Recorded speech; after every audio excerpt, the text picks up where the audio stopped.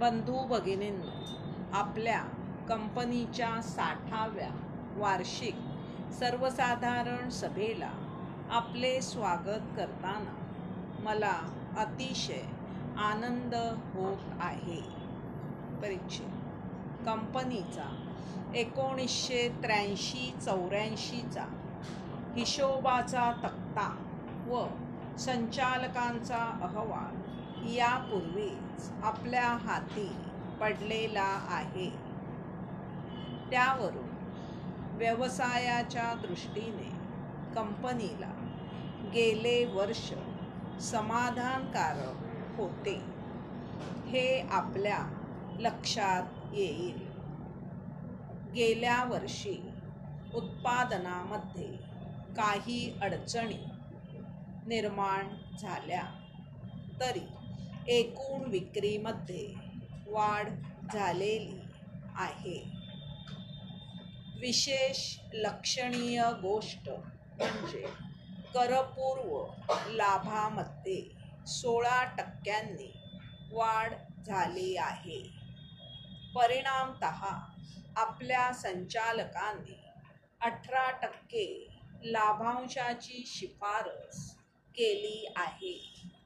यासाठी व्यवस्थापकीय संचालक, कार्यकारी संचालक, व्यवस्थापक व कर्मचारी वर्ग यांनी जे आटोकाट प्रयत्न केले त्याबद्दल मी त्यांचे आभार मानित असताना आपणही सहभागी व्हाल अशी मला खात्री आहे.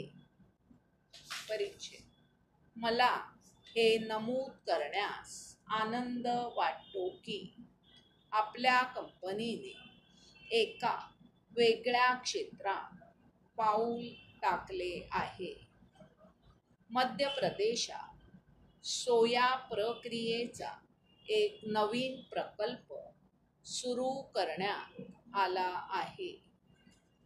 सोयापासून निर्माण होणाऱ्या निर्यातीमुळे आपल्याला मौल्यवान परदेशी चलन प्राप्त होऊ शकेल.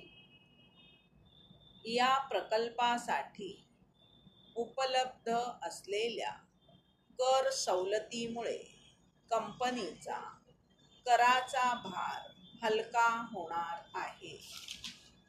परीक्षित आपण आढावा घेत असलेल्या वर्षी काजूच्या निर्यातीचा व्यवसायही आपण सुरू केला आहे आणि हा व्यवसाय यापुढे आणखीही वाढविण्याचा कंपनीचा सतत प्रयत्न राहील.